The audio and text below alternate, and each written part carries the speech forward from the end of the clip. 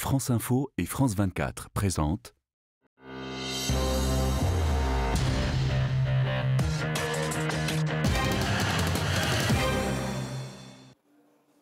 Bonjour, c'est la nouvelle guerre mondiale, du moins si l'on en croit Emmanuel Macron. Avant d'être armée, elle est économique. Comment faire face à l'envolée des prix? Un conflit qui touche au cœur de notre souveraineté. L'énergie, moteur de la croissance pour chaque pays, c'est aussi la clé du bien-être pour nos populations. Comment lutter pour notre indépendance en préservant nos approvisionnements? On va tenter d'y répondre dans ce nouveau numéro du Monde dans tous ses états. Avec vous, Céline Antonin, économiste à l'OFCE. Mais d'abord, ici même, en Europe, c'est toujours l'été, mais on a déjà la tête en hiver. Après le temps des canicules, pourrait bien venir celui des rationnements en chauffage, notamment. Serons-nous à court de gaz et d'électricité? Car si la hausse des prix est générale, chaque pays n'est pas logé à même enseigne, comme nous l'explique Pierre-Luc Monnier pour France Télévisions. Peu importe la langue, peu importe le pays, surtout le continent, les prix s'envolent. Dans la zone euro en août, plus 9,1% d'inflation, un record historique. Aux Pays-Bas, c'est encore plus, 13,6%, en cause notamment la flambée des prix du gaz, de l'électricité. Mon fils, par exemple, paye 700 € d'énergie par mois, pour 3 personnes. Les plus petits budgets ont du mal à payer. La facture de cette mère célibataire, par exemple, a augmenté d'une centaine d'euros par mois. Voilà ce que je paye juste pour l'électricité. 300 € par mois. Je ne vais pas me doucher aujourd'hui, je vais juste faire une petite toilette. C'est vrai, c'est pas normal. Et en matière d'inflation, la France ne s'en sort pas si mal. 5,8%. 8,8% outre-Rhin. Autour de 10% au Portugal et en Espagne. Et même jusqu'à 25%, un record, dans les pays baltes. Pour tenter de contenir l'inflation, la Banque centrale européenne sort l'artillerie lourde. Les taux d'intérêt devraient continuer d'augmenter. Pas d'autre solution, disent les économistes, même si cela risque de pénaliser l'activité. À moyen long terme, étant donné qu'il y aura un impact sur la croissance économique qui va ralentir, et bien sûrement que la consommation ou l'investissement vont faiblir. Et donc en effet, si vous avez moins de consommation, ça veut dire moins de consommation de l'énergie, donc les prix pourraient baisser. Baisser, mais pas avant un an. Dans l'immédiat, l'inflation devrait rester élevée. Le gros de la crise est encore devant nous, Céline Antonin. Après l'inflation, viendra la récession? Alors, c'est toujours difficile de le dire, étant donné qu'on est quand même dans un contexte qui est très mouvant, comme on le voit, ne serait-ce qu'avec les soubresauts sur le marché de l'énergie. Donc ce qu'on peut dire, c'est que si on prend par exemple la dernière note de conjoncture de l'INSEE, on a donc au troisième trimestre encore un petit peu de croissance, on a 0,2 donc au troisième trimestre, et pour le dernier trimestre, on est à 0. Mais en fait, l'INSEE dit que ce 0, c'est à la fois des enquêtes qui ne sont pas si mauvaises que ça, mais en même temps des risques de difficultés d'approvisionnement. Donc nous, ce qu'on fait, c'est qu'en ce moment, donc à l'OFCE, on est en train de réaliser nos exercices de prévision de croissance, ce qui est quand même assez complexe. Et en fait, on somme différents chocs, parce qu'il y a différents chocs qui vont s'appliquer à l'économie en 2022 et en 2023. Et donc, pour détailler ces chocs, on a un choc qui porte donc sur le renchérissement des prix donc de l'énergie. On a des aides budgétaires qui peuvent amoindrir ce choc, mais par exemple, pour l'augmentation du prix du gaz et du pétrole, on est sur un impact sur le PIB de 1,4 points, donc ce qui est quand même énorme. Et donc c'est compensé par les mesures budgétaires. On a les contraintes d'approvisionnement aussi, et on a la problématique de la remontée des taux d'intérêt. Donc si on somme tous ces chocs, on voit qu'en 2022, on va être bien en deçà de ce qu'on prévoyait il y a quelques mois, et en 2023, on risque d'avoir un choc potentiellement encore plus violent, surtout si on a des prix qui se maintiennent au niveau actuel. Alors les taux d'intérêt, on va en reparler, mais d'ici à ce que l'économie ralentisse, les prix auront vraiment baissé. Ça va prendre combien de temps? Un an, comme on l'entend dans ce reportage? Ou est-ce que denrées et énergie vont rester durablement chères? Alors, tout ça va dépendre de ce qui se passe sur le marché mondial. Donc, il y a plusieurs composantes à prendre en compte. Il y a le prix sur le marché international, donc on le voit bien, pétrole, gaz, et puis aussi électricité. Il y a la question du taux de change qui est aussi très importante, puisque effectivement, on voit qu'aujourd'hui, on a un taux de change qui s'est largement déprécié. L'euro s'est déprécié par rapport au dollar. Donc, ça va peser, puisque par exemple, le pétrole, le baril s'échange en dollars. Donc, avec un taux de change plus faible, de facto, on paye cher nos importations. Il y a la question aussi de la transmission. Ça, c'est important, de cette transmission des prix de l'énergie au prix courant, parce que il y a l'impact des salaires. Donc il y a cette boucle prix-salaire qui ne devrait pas se mettre en place, enfin on espère, qui est que comme les prix sont renchéris, les salariés vont avoir des velléités de négociation salariale. Demande à être mieux payés, voilà, à être mieux payés. Et donc, de facto, ça renchérit les prix de production et ça se transmet au prix de consommation et ça peut créer une boucle. Augmente à nouveau. Voilà. Donc, il y a cet aspect-là et il y a l'aspect blocage. Est-ce qu'on continue avec le blocage? Si en France, on a un bouclier tarifaire qui se prolonge, à ce moment-là, on sera quand même préservé d'une trop forte hausse de l'inflation, mais on s'attend en tout cas à ce que l'inflation augmente quand même encore un peu d'ici la fin de l'année. Et peut-être un dernier point sur l'inflation alimentaire. Aujourd'hui, c'est l'alimentaire aussi qui contribue beaucoup à l'inflation, puisque sur les 6 points à peu près qu'on prévoit d'inflation en fin d'année, il y en a 2 qui viennent de l'augmentation des prix de l'alimentaire. En attendant, en tout cas, le ralentissement de l'activité, voire même peut-être la chute de la croissance, eh bien, ce sont les prix qui font souffrir. Et d'abord, les ménages les plus modestes, même si ce n'est pas pareil partout. Pourquoi de telles disparités en Europe, malgré le marché unique, Aurélie Schiller? Il y a en effet d'énormes disparités entre les pays européens. Première explication, l'effet dit Balassa-Samuelson, du nom de 2 économistes. Ils ont étudié l'effet du développement économique d'un pays sur l'inflation. Selon eux, plus le pays est développé, moins il est impacté. Les habitants les plus modestes sont les plus touchés. Dans la zone euro, ce sont les choix énergétiques qui provoquent le plus de différences entre les pays. Avec la production nucléaire de son électricité à 69%, le plus haut niveau mondial, la France a plutôt bien résisté. Mais les pays sortis du nucléaire ou dépendants des énergies fossiles sont quant à eux plus touchés. Et puis, il y a les politiques locales. Dans l'Hexagone, par exemple, le bouclier énergétique et la remise de 18 centimes d'euros sur les carburants ont permis de baisser la hausse des prix de 2 points. Selon l'INSEE, ce bouclier tarifaire aura un impact positif. Il permet de limiter l'inflation pour les foyers jusqu'à un niveau proche de 6% prévu pour les mois de septembre-octobre, jusqu'à 6,5% pour le mois de décembre. Et pour expliquer ces différences au sein de l'Union européenne d'un pays à l'autre, on parle beaucoup de dépendance à la Russie, mais l'inflation était déjà là avant la guerre en Ukraine. Quelle est la part de dérèglement climatique, de la pandémie, de la politique chinoise aussi de zéro Covid dans la désorganisation de la production? Et puis quelle est la part aussi de surchauffe de la demande alimentée par les plans de relance massifs qu'on a pu voir notamment aux États-Unis? Alors vous avez raison, c'est une combinaison de tous ces éléments qui a contribué au prix qu'on connaît aujourd'hui. Donc c'est pas uniquement l'aspect conflit avec l'Ukraine. Donc juste peut-être pour rappeler qu'on était quand même dans une période de reprise post-Covid. Et ça a déjà mis un plancher sur les prix. Effectivement, on a vu que, par exemple, si je prends le marché du pétrole, qui est quand même assez emblématique, on avait un prix du pétrole qui s'était effondré, qui était même passé en territoire négatif en 2020. Et progressivement, la demande avait repris en 2021, début 2022, alors que l'offre, en fait, n'augmentait plus que de façon graduelle. Et ça faisait déjà un prix qui, fin 2021, était autour de $100 le baril. Ensuite, on a eu par-dessus ça la guerre qui est venue se greffer et ça a, disons, accru les prix d'un différentiel de 20 ou 25 $. Donc, ce qu'on peut dire, c'est que sur un pétrole qui, à un moment donné, était à 125 $, on avait, en fait, disons, 25 $ de plus liés au conflit. Mais tout le reste, c'était la problématique, donc, offre-demande. Et donc, c'est essentiellement ça qui soutient les prix. Il y a l'aspect également sécheresse. Il y a l'aspect, comme vous avez dit, d'une politique monétaire qui a été très accommodante également dans le passé. Donc, tous ces éléments se sont combinés. La France s'en sort plutôt moins mal que ses voisins avec 5 à 6% d'inflation. C'est dû à quoi? C'est l'énergie nucléaire? Ce sont les tarifs réglementés? Oui, c'est la présence du bouclier tarifaire, donc essentiellement, qui nous a permis d'avoir moins d'inflation. Donc, il faut rappeler qu'en fait, tous les pays ont mis en place des mesures d'aide, ou en tout cas sont en train d'en mettre en place, mais de façon un peu différente. C'est-à-dire que certains pays ont beaucoup opté plutôt pour une politique du chèque. La France l'a fait aussi avec un soutien au pouvoir d'achat, mais la France a aussi opté pour ce gel des tarifs du gaz et de l'électricité, enfin à 4% pour l'électricité.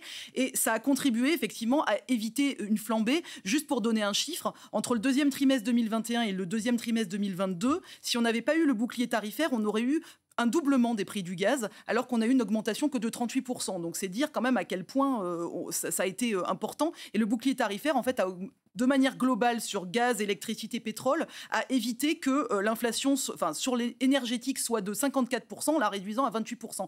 Alors ça reste énorme, mais c'est moins que nos partenaires. Et donc à ce niveau-là, ça a été assez efficace pour contrer l'inflation parce qu'on a vraiment agi sur les prix pour éviter que se développe cette fameuse boucle salaire dont je parlais précédemment.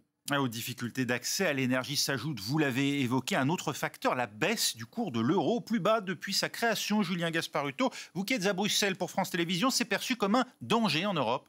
Oui, c'est du jamais vu depuis 20 ans. Depuis la création de la monnaie unique, l'euro repasse sous le dollar. Et cette semaine, il s'est changé même à un niveau historiquement bas. 1 euro valait moins de 99 cents américains. Alors plusieurs raisons à cela. La guerre en Ukraine, l'inflation, la crise de l'énergie qui affecte beaucoup plus l'Union européenne que les États-Unis et qui nuisent donc à l'attractivité de la monnaie unique, avec des conséquences très lourdes pour l'économie, car aujourd'hui, environ la moitié des produits que l'on importe dans la zone euro sont achetés en dollars américains. Et il faut donc acheter ces produits plus chers, notamment les matières premières comme le gaz ou le pétrole. Et cela se répercute forcément sur le consommateur avec des prix qui s'envolent. Alors pour enrayer cette crise, la Banque centrale européenne a décidé de frapper un grand coup en relevant ces taux directeurs d'une ampleur inédite. Emprunter va donc clairement coûter plus cher. L'objectif est clair, il s'agit d'enrayer l'inflation qui pourrait dépasser en moyenne les 8% cette année dans la zone euro. Renchérissement du dollar, difficulté d'accès aux matières premières, tout cela concourt à alourdir la facture pour les Européens. Céline Antonin, on n'a pas moyen de doper un peu l'euro. Ce sont forcément les États-Unis qui dictent leurs règles. Oui, alors le dollar a cette position historique, ce privilège exorbitant du dollar d'être la monnaie de réserve mondiale. En fait, 88% des échanges se font en dollars contre seulement 32% pour l'euro. Donc on voit bien la différence. Et c'est vrai que l'euro, en fait, se heurte à plusieurs problèmes. Donc les coûts de transaction qui sont très bas pour le dollar, contrairement à l'euro. Et par ailleurs, il y a également un problème. Donc il n'y a peut-être pas assez d'obligations publiques, contrairement aux bons du Trésor américain.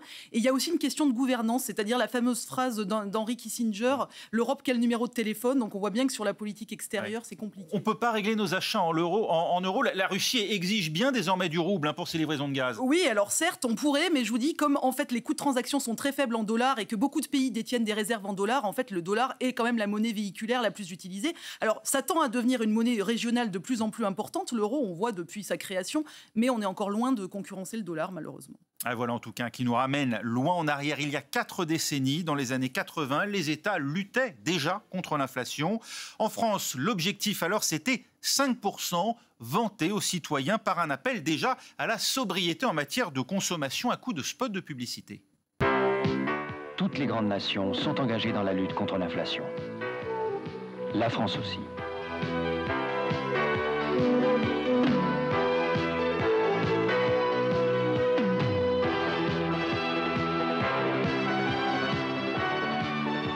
Avec 5% en 1984, notre économie est plus forte, plus compétitive. Inflation 84, avec 5%, on est dans la course. Et nous aussi, on est dans la course pour continuer avec la deuxième partie du Monde dans tous ses états dans un instant, juste après un journal sur France 24.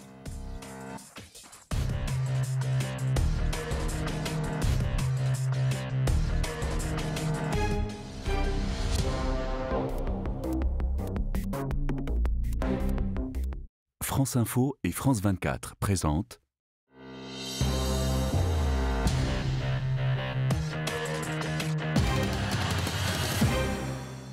Suite du Monde dans tous ses états et on continue d'évoquer cette guerre mondiale des prix à travers l'inflation avec vous, Céline Antonin, économiste à l'OFCE. Alors au sein de l'Europe, il y a une inquiétude majeure, c'est la première économie du continent. L'Allemagne, elle apparaît très vulnérable aujourd'hui, Anne Maillet. En Allemagne, la moitié des foyers se chauffent au gaz et à l'approche de l'hiver, c'est la panique car tout est devenu plus cher. La facture de gaz, la facture d'électricité, les courses au supermarché. L'inflation pourrait atteindre 10% d'ici à la fin de l'année, du jamais vu depuis les années 1950. Le retour de bâton est donc douloureux pour les Allemands qui ont profité des hydrocarbures russes bon marché pendant des décennies. Alors pour soutenir leur pouvoir d'achat, le gouvernement vient de débloquer un 3e plan d'aide pour les entreprises et les consommateurs. En tout, les aides débloquées en Allemagne depuis le début de la guerre pour faire face à cette crise énergétique se chiffrent déjà à 95 milliards d'euros. Mais cette fois, les géants du secteur de l'énergie sont appelés à contribuer à ces aides puisque le gouvernement allemand veut prélever les super profits générés par ces entreprises productrices d'électricité qui ne dépendent pas du gaz. Il s'agit d'un prélèvement et non pas d'une taxe, comme le martèle le ministre des Finances Christian Lindner. Reste que cette mesure pourrait apporter 10 milliards d'euros à l'État. Elle servira notamment à soulager la facture d'électricité des ménages en Allemagne. Et l'idée semble donc déjà acquise en Allemagne. Faut-il ponctionner les super profits des groupes énergétiques? Et si oui, faut-il le faire pays par pays ou bien à l'échelle européenne, Céline Antonin? Alors, en soi, ça paraît pas une mauvaise idée, puisqu'effectivement, c'est bien que chacun contribue en période de crise, donc on ne fasse pas porter l'ensemble du risque, on va dire, sur l'État ou sur les ménages, mais que les entreprises participent aussi à l'effort. Ce qu'il y a, c'est que ça... De façon pratique, ça risque d'être problématique parce que chaque pays européen a en fait un peu son marché et que par exemple ce qui se passe pour l'Allemagne où on a effectivement des entreprises électriques qui pourraient être taxées parce qu'en fait ce qui se passe c'est que vous avez certaines entreprises qui produisent de l'électricité à partir du gaz ou des renouvelables et qui ont largement profité de la hausse des prix sans pour autant avoir la hausse du prix du gaz, donc en fait qui font des profits. Mais par exemple en France c'est assez différent puisque EDF a déjà l'obligation de vendre un quart de sa production électrique à ses concurrents à un tarif régulé. Donc en fait, on n'est pas tout à fait sur le même cas de figure. Et par exemple, si on prend le cas d'un autre pays du Royaume-Uni, alors qui est sorti de la zone euro, mais par exemple, eux produisent du pétrole. Donc c'est plus facile aussi de taxer le producteur à la source. Et donc, en ça, c'est vrai que c'est un petit peu compliqué de taxer les super profits parce que chaque pays a ses manières de fonctionner. Et en même temps, c'est vrai que le fait d'avoir une taxe à l'échelle européenne me paraît mieux parce que sinon, c'est très facile. On est quand même dans une liberté d'installation à l'échelle européenne et à la limite, n'importe quelle entreprise du système peut le plus favorable. Effectivement faire du dumping. Olaf Scholz s'est entretenu avec Emmanuel Macron pour recevoir du gaz français en échange d'électricité allemande. On en est vraiment là. Le risque, c'est vraiment la pénurie, davantage encore que la hausse des prix.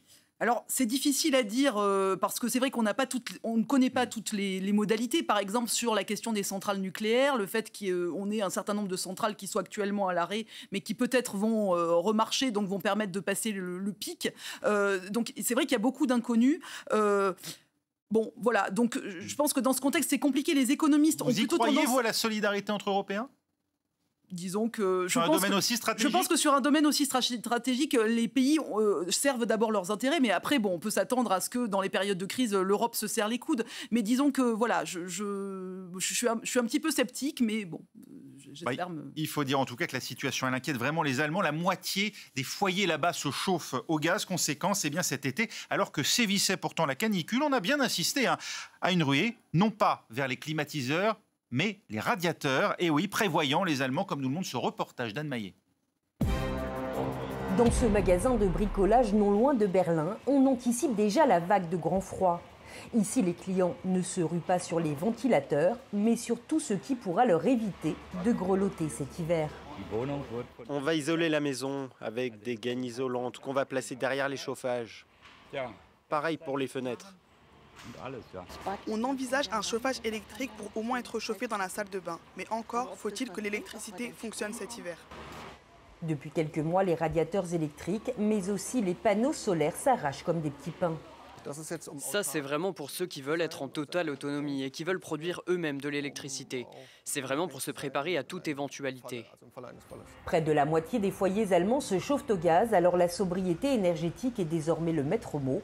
Dans les 500 000 logements du leader allemand de l'immobilier, la température sera réduite à 17 degrés entre 23h et 6h du matin. Ça ne me pose aucun problème. Ici en Europe, on n'a vraiment pas de quoi se plaindre. Il y a plein d'autres pays où l'on vit très bien, sans le confort auquel nous sommes habitués. Non loin de là, Heinz Steinreif a pris ses précautions. Cet hiver, le retraité va surtout utiliser sa cheminée. Il a même anticipé une coupure totale du gaz russe.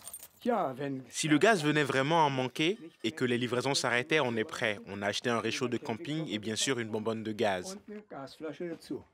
Face à la crise énergétique annoncée, les Allemands font feu de tout bois, d'autant que le prix du gaz pourrait tripler d'ici à début 2023. Dans cette association de consommateurs, les appels à l'aide se multiplient. Ceux qui ont des petits revenus économisent déjà où ils le peuvent. Ils font déjà attention au chauffage, mais malgré ces efforts, ils n'auront pas les moyens de payer cette augmentation des prix. Nous appelons donc à un nouveau paquet d'aide pour les consommateurs allemands.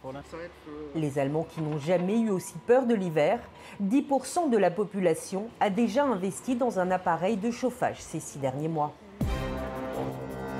Alors voilà pour l'Allemagne et l'Europe. Ça se passe comment ailleurs dans le monde, Aurélie Schiller ? L'inflation frappe les quatre coins du monde. À la reprise économique post-Covid-19 s'ajoutent les effets de la guerre en Ukraine. Pour 2022, selon le Fonds monétaire international, certains pays comme l'Espagne, le Portugal ou encore l'Allemagne devraient rester sous la barre des 6%. Mais d'autres en seront davantage affectés. C'est le cas de la Russie. Elle paye le prix des sanctions occidentales. Elle devrait enregistrer un taux d'inflation supérieur à 20%.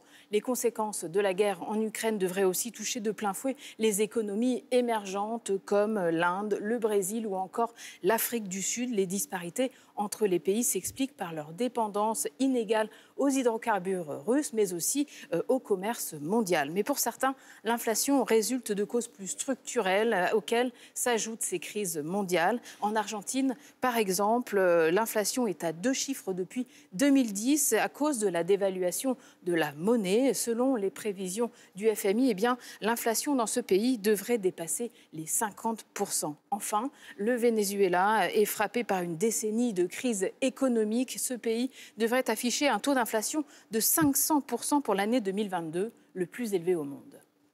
Cette inflation mondiale, elle redistribue les cartes dans le rapport de force entre les nations, Céline Antonin.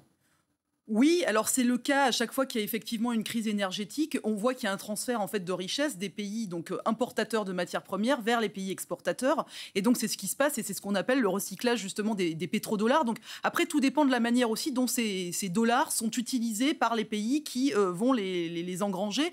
Donc alors, ce qui se passe, c'est qu'en général, il y a uniquement la moitié qui est réinvestie pour importer des biens des pays développés, parce qu'on pourrait se dire, après tout, ces pays s'enrichissent, ils pourraient aussi l'argent retourne finalement. Voilà, importer, mais il y a uniquement la moitié qui est recyclée. Oui. Il y a une partie qui va grossir les réserves de change aussi, parce que c'est des pays qui ont beaucoup d'épargne et qui n'investissent souvent pas assez dans leurs infrastructures.